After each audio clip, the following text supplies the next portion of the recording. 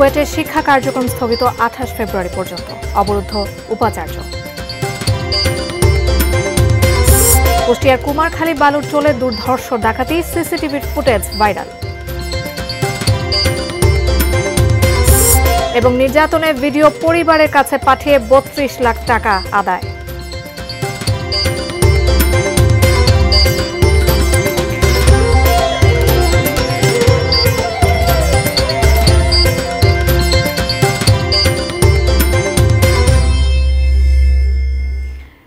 দেখছেন এটি নিউজ, সারা দেশের সর্বশেষ খবরাখবর নিয়ে এটি নিউজের নিয়মিত আয়োজন দেশের খবরে আপনাদের সবাইকে আমন্ত্রণ জানাচ্ছি। আমি জান্নাতুন নাহার জাকিয়া। এতক্ষণ আকিজ বসি গ্লাসের সৌজন্যে সংবাদ শিরোনামগুলো শুনছিলেন। বিস্তারিত। ছাত্র রাজনীতি ঘিরে শিক্ষার্থীদের ওপর হামলার ঘটনার পর ভিসি সহ 3 জন এখনও খুলনা প্রকৌশল ও প্রযুক্তি বিশ্ববিদ্যালয় মেডিকেল সেন্টারে অবরুদ্ধ। ভিসির পদত্যাগের দাবিতে অনড় শিক্ষার্থীরা। এমন পরিস্থিতিতে সিন্ডিকেট সভায় 28 ফেব্রুয়ারি পর্যন্ত একাডেমিক কার্যক্রম স্থগিত রাখার সিদ্ধান্ত হয়েছে। খুলনা বিভাগীয় প্রতিনিধি মোহাম্মদ অসীমের তথ্য ছবিতে ডেস্ক রিপোর্ট। ছাত্র রাজনীতি বন্ধের দাবিতে স্লোগানে মুখর শিক্ষার্থীরা। ক্লাস পরীক্ষা বন্ধ। চিকিৎসাধীন অবস্থায় মেডিকেল সেন্টারের দোতলায় অবরুদ্ধ ভিসি। শিক্ষার্থীদের উপর হামলার ঘটনায় ব্যর্থতার দায় নিয়ে নিঃশর্ত ক্ষমা চেয়ে উপাচার্য, উপ উপাচার্য ও ছাত্র বিষয়ক পরিচালকের পদত্যাগ সহ 5 দফা দাবিতে আলটিমেটাম দিয়েছিল শিক্ষার্থীরা। তাতে সাড়া দেয়নি বিশ্ববিদ্যালয় কর্তৃপক্ষ। সব মিলে পুরোপুরি থমথমে অবস্থায় খুলনা প্রকৌশল ও প্রযুক্তি বিশ্ববিদ্যালয় ক্যাম্পাস।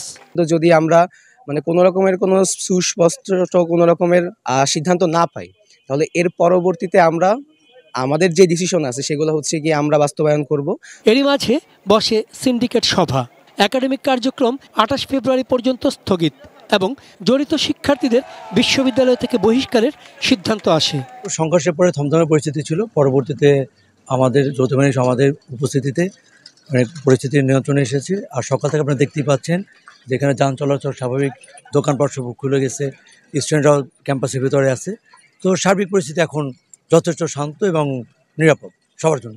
এর আগে কুয়েটে ছাত্র রাজনীতি নিষিদ্ধের দাবিতে মঙ্গলবার ছাত্রদল ও শিক্ষার্থীদের মাঝে দফায় দফায় সংঘর্ষ ও ধাওয়া পাল্টা দেওয়া হয়। সংঘর্ষে ভিসি সহ অন্তত অর্ধশত শিক্ষার্থী আহত হন। চন্দন পাল, ডেস্ক রিপোর্ট, এটিএন নিউজ। শিক্ষক সংকট নিরসনের দাবিতে বরিশাল শেরে-ই-বাংলা মেডিকেল কলেজে তৃতীয় দিনের মতো চলছে কমপ্লিট শাটডাউন। কলেজের সব ধরনের কার্যক্রম বন্ধ রয়েছে। শিক্ষার্থীরা দুপুরে কলেজ ক্যাম্পাসে বিক্ষোভ মিছিল ও মানববন্ধন করেন। একাডেমিক ভবন সহ কলেজের সব গেটে তালা ঝুলিয়ে দিয়েছেন শিক্ষার্থীরা। কলেজে ঢুকতে না পেরে শিক্ষক ও কর্মচারীরা বাইরেই সাদা কাগজে হাজিরা দিচ্ছেন। শিক্ষার্থীদের অভিযোগ, অর্ধেকেরও বেশি শিক্ষকের পদ শূন্য, কিন্তু কর্তৃপক্ষ সেদিকে কোনো নজর দিচ্ছে না।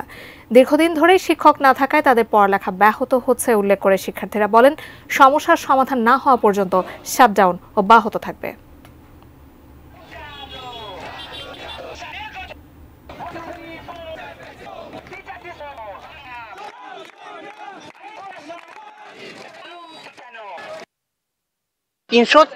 জন শিক্ষক যে প্রদান হওয়ার কথা ছিল, তার মধ্যে মাত্র 161 জনের প্রদান হয়েছে। যদি আমাদের দাবি না মানা হয়, আমরা হসপিটাল সহ সমগ্র চিকিৎসা বন্ধ করতে বাধ্য হব। তো যতদিন না পর্যন্ত আমরা আমাদের শিক্ষকদের ফেরত পাচ্ছি বা আমাদের যে খালি পদ আছে সেগুলো পূর্ণ করতে পারছি, তাহলে আমরা আন্দোলন চালিয়ে যাব। কুষ্টিয়া চলছে বিএনপির সমাবেশ। জেলার নানা প্রান্ত থেকে নেতাকর্মীরা যোগ দিয়েছেন এই সমাবেশে। সেখানে আছেন আমাদের কুষ্টিয়া প্রতিনিধি শরীফুল ইসলাম। আমরা সরাসরি যুক্ত হচ্ছি তার সঙ্গে। শরীফুল, এখন পর্যন্ত বিএনপির সমাবেশের কি অবস্থা, আপনার কাছ থেকে বিস্তারিত জানতে চাই।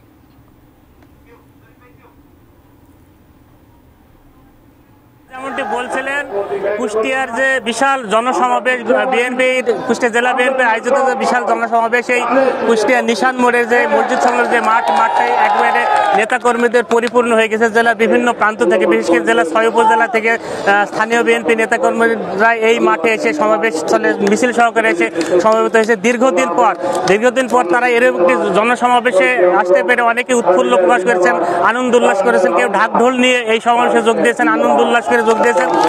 এই সমাবেশে প্রধান অতিথির অল্প কিছুক্ষণের মধ্যে প্রধান অতিথির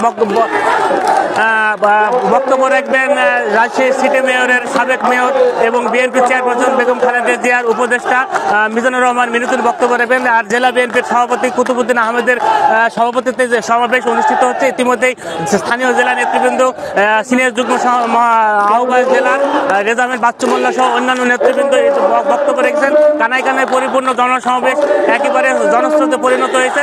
আর নেতৃবৃন্দ একটাই দাবি করছেন যে নিত্যপণ্যের উদ্যোগতে আইন শৃঙ্খলার অবনতি এবং দ্রুত নির্বাচনী জাতীয় সংসদ নির্বাচনের রোডম্যাপ ঘোষণার দাবি জানিয়ে তারা বক্তব্য রাখছেন। তো এই ছিল কুষ্টিয়া বিএনপির মহাসমাবেশ থেকে সর্বশেষ খবর। জাকিয়া, শরীফুল, ধন্যবাদ আপনাকে। কুষ্টিয়া বিএনপির সমাবেশ সম্পর্কে বিস্তারিত জানাচ্ছেন আমাদের সহকর্মী শরীফুল ইসলাম। নোয়াখালীতেও চলছে বিএনপির সমাবেশ। জেলার মাইজদি কেন্দ্রীয় শহীদ মিনার চত্বর থেকে সরাসরি যুক্ত হচ্ছেন প্রতিনিধি ফয়জুল ইসলাম জাহান। ফয়জুল, আপনার কাছ থেকে সেখানকার বিএনপি সমাবেশ সম্পর্কে বিস্তারিত জানতে চাই। নোয়াখালী জেলা বিএনপির আয়োজনে আজকের যে বিশাল সমাবেশ দ্রব্যমূল্য নিয়ন্ত্রণ, পাশাপাশি আইন শৃঙ্খলার উন্নয়ন এবং দ্রুত সময়ের মধ্যে একটি জাতীয় অন্যতম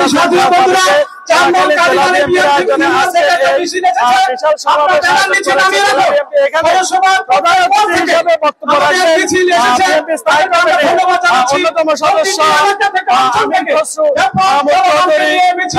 জেলা বিএনপির আজকের এই সমাবেশটি সভাপতিত্ব করছেন জেলা বিএনপির নবগঠিত করছেন সদস্য সচিব হারুনুর রশিদ। আপনাকে জানিয়ে রাখি সমাবেশ শুরু হয়েছে। এর আগে দুপুর 2টা থেকেই নোয়াখালীর বিভিন্ন প্রান্ত থেকে এখানে খন্ড খন্ড মিছিল সমাবেশ স্থলে লোকের সমাবেশে আরো অন্যান্য মধ্যে বক্তব্য রাখবে। এখানে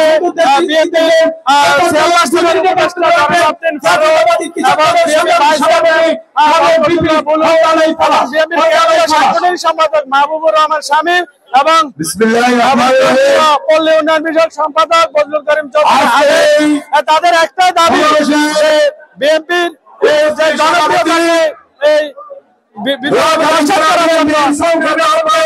দীর্ঘায়িত করা সমাবেশের মাধ্যমে।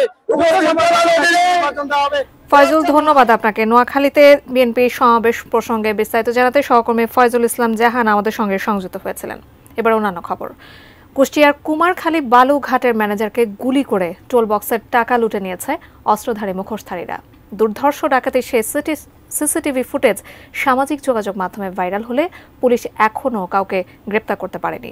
মঙ্গলবার দিবাগত রাত 11টার দিকে কুমারখালীর কয়া ইউনিয়নের গড়াই নদের সৈয়দ মাসুদ রুমি সেতুর নিচে এ ঘটনা ঘটে। সিসিটিভি ফুটেজে দেখা যায় 4-5টি মোটরসাইকেল নিয়ে মুখোশ পরা একদল অস্ত্রধারী বালুরঘাটে শ্রমিকদের মারধর শুরু করে। এরপর তারা টোল বক্সের ক্যাশ থেকে টাকা নেওয়ার চেষ্টা করে। শ্রমিকেরা বাধা দেওয়ার চেষ্টা করলেও ম্যানেজার সবুজ আলীর পায়ে অস্ত্র ঠেকিয়ে গুলি করে টাকা লুটে নেয় তারা। এরপর এলো পাতারি গুলি ছুটতে ছুটতে চলে যায় দুর্বৃত্তরা। গুলিতে আহত ম্যানেজারকে কুষ্টিয়া জেনারেল হাসপাতালে ভর্তি করা হয়েছে।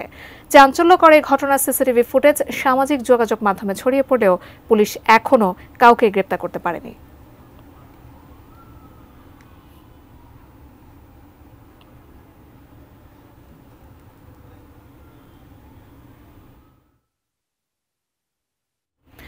দালালের খপ্পরে পড়ে সর্বশান্ত ঝিনাইদহের এক তরুণ ও তার পরিবার।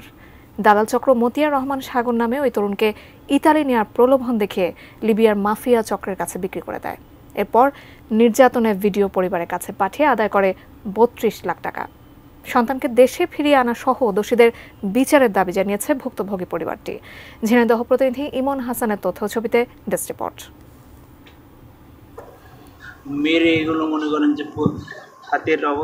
ঝিনাইদহের মহেশপুর উপজেলার জামতলাপাড়া গ্রামের মতিয়ার রহমান সাগর। লিবিয়ায় মাফিয়া চক্রের নির্যাতন ও খাবারের অভাবে তরতাজা তরুণ এখন অস্থির চর্মসার। সেখানেই অসুস্থ অবস্থায় দিন যাপন করছেন এক আত্মীয়ের বাসায়। দেশে যাবো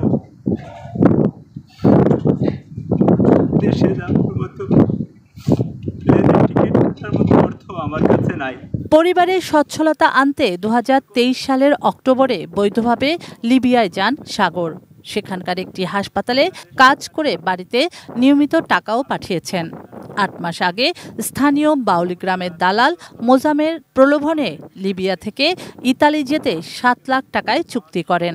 ইতালি না পাঠিয়ে দালাল মোজামের লোক সাগরকে লিবিয়ার মাফিয়াদের কাছে বিক্রি করে দেয়। ৮ মাস চলে সাগরের উপর নির্মম নির্যাতন, এমনকি ঠিকমতো খেতেও দিত না তাকে।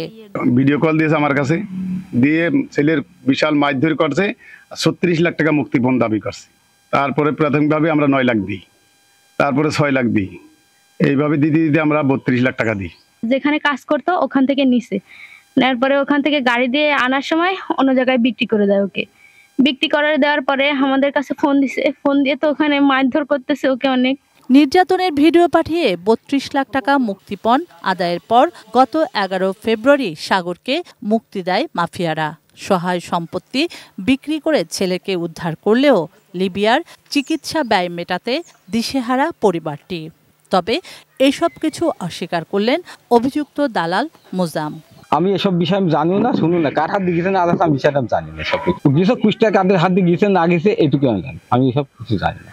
সাগরকে দ্রুত দেশে ফিরিয়ে আনা এবং জড়িতদের শাস্তির দাবি জানিয়েছেন স্বজন ও প্রতিবেশীরা। ভুক্তভোগী পরিবারটিকে সার্বিক সহায়তার আশ্বাস দিলেন স্থানীয় প্রতিনিধি। আমি তো চাষি, মাই বলা যায়, ছেলের গায়ে কিছু নেই, ১ তোলা মাংস নেই, ছেলে আমার আরাম ছিল না।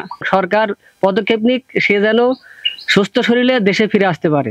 সে আইনে আশ্রয় নেবে, আনার পরে প্রশাসন সঠিক তদন্ত করে যেন বিচারটা আওতায় আনে। এই জন্য আমরা যেটা সঠিক জানি সেটা আমরা বলবো, সহায়তা করবো। শুক্লা সরকার, ডেস্ক রিপোর্ট, এটিএন নিউজ। দেশের খবর আয়োজনে একটা বিরতি নিয়ে ফিরছে, আমাদের সাথেই থাকুন।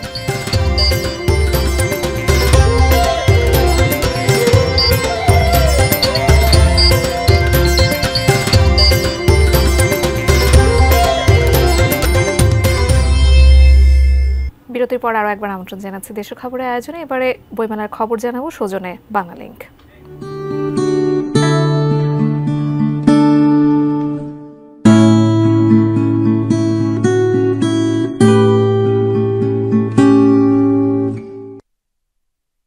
আজ বইমেলার ১৯তম দিন। সহকর্মী কিশোর জাহান জানাচ্ছেন মেলা প্রাঙ্গণের এই মুহূর্তের চিত্র। কিশোর, এর আগেও আমরা আপনাদের মেলার একাল সেকাল সম্পর্কে জানছিলাম, ঠিক এই মুহূর্তের চিত্র আপনার কাছ থেকে জানতে চাই। আনাগোনা কিছুটা কম দেখতে পেলে আসলে এটা প্রতিদিনেরই দৃশ্য, কারণ বেলা যত বাড়বে এই সমাগমটা কিন্তু আরও অনেক বেশি বাড়বে। তবে মজার বিষয় হচ্ছে যে এই যেই সময়টিতে আসলে বইমেলাটি খোলে, এই সময় সবচেয়ে বেশি যদি বলতে হয় দর্শনার্থীর কথা বলি বা ক্রেতার কথাই বলি, অধিকাংশই কিন্তু শিক্ষার্থী।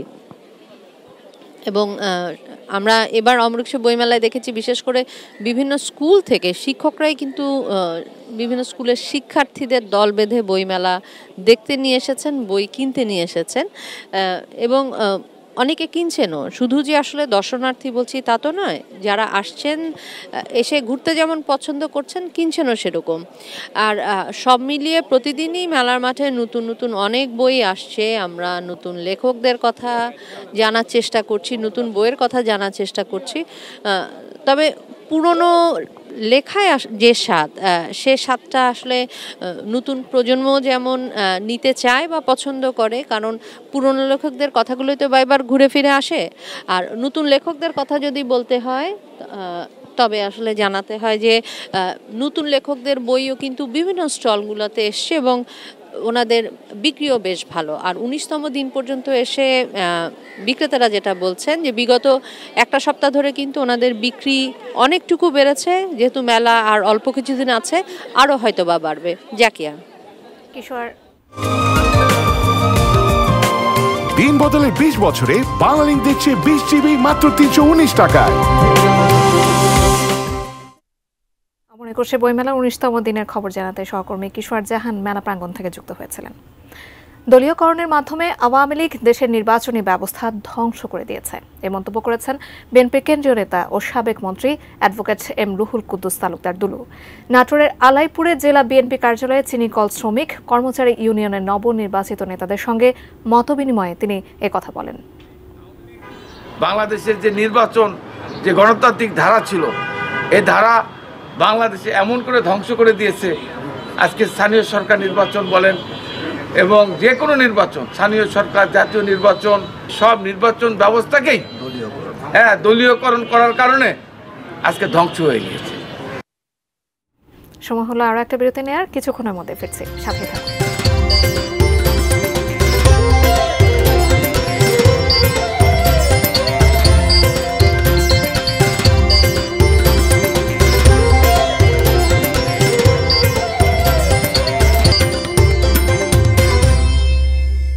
আপনারা দেখছেন দেশের খবর।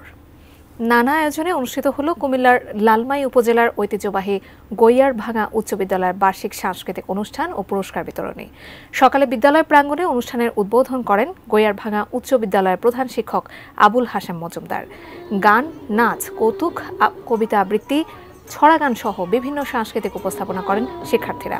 বিদ্যালয়ের সহকারী প্রধান শিক্ষক হুমায়ুন কবির মজুমদার, সিনিয়র শিক্ষক সজন রানী রায়, বশিরুল হক মজুমদার, এনায়েতুল্লাহ মজুমদার, জাহানারা বেগম সহ অভিভাবক ও গণ্যমান্য ব্যক্তিরা অনুষ্ঠানে উপস্থিত ছিলেন।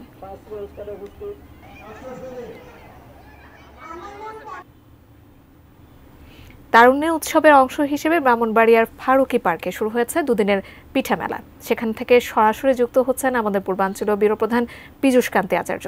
পীযূষ, শীতের শেষে এসে আসলে পিঠা মেলা উৎসব হচ্ছে, কেমন আগ্রহ দেখতে পাচ্ছেন দর্শনার্থীদের? আপনি যেমনটি বলেছেন, ব্রাহ্মণবাড়িয়ার এই ফারুকি পার্কে আজ থেকে শুরু হয়েছে জেলা প্রশাসন আয়োজিত পিঠা মেলা ও বই মেলা। এখানে আমরা আসলে এই কিছুক্ষণ থেকে এখানে কিন্তু এই মেলাটি শুরু হয়েছে। আগামীকাল পর্যন্ত এই মেলাটি চলবে এবং এখানে আমরা দেখতে পেয়েছি এখানে প্রায় 25টি স্টল খোলা হয়েছে। এর মধ্যে 10টি পিঠা এবং বাকি 15টি কিন্তু বইয়ের স্টল খোলা হয়েছে। যেহেতু কিছুক্ষণ আগ থেকে এটা শুরু হয়েছে, সেহেতু আসলে দর্শকদের উপস্থিতি কম থাকলেও কিন্তু মানুষের মধ্যে কিন্তু আমরা যারা আসছেন তাদের মধ্যে একটি আগ্রহ দেখতে পেয়েছি। আমার সাথে এখানে উপস্থিত আছেন ব্রাহ্মণবাড়িয়ার অতিরিক্ত জেলা প্রশাসক মোহাম্মদ সাইফুল ইসলাম, যিনি আয়োজকদের একজন। আপনারা কিভাবে আয়োজন?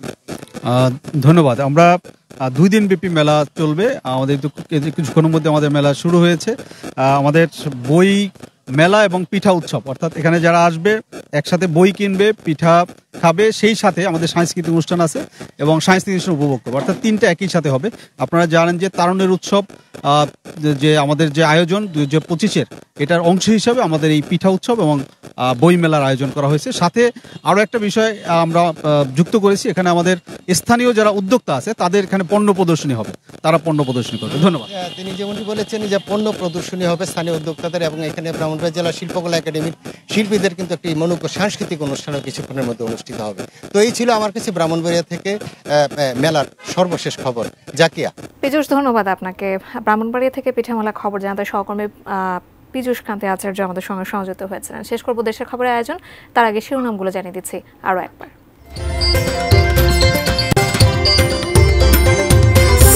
কুয়েটের শিক্ষা কার্যক্রম স্থগিত 28 ফেব্রুয়ারি পর্যন্ত, অবরুদ্ধ উপাচার্য। কুষ্টিয়ার কুমারখালী বালুরচরে দুর্ধর্ষ ডাকাতি, সিসিটিভির ফুটেজ ভাইরাল। নির্যাতনের ভিডিও পরিবারের কাছে পাঠিয়ে 32 লাখ টাকা আদায়। এবং ঝিনাইদহ 3 আসনের সাবেক সংসদ সদস্য সালাউদ্দিন মিয়াজি গ্রেপ্তার।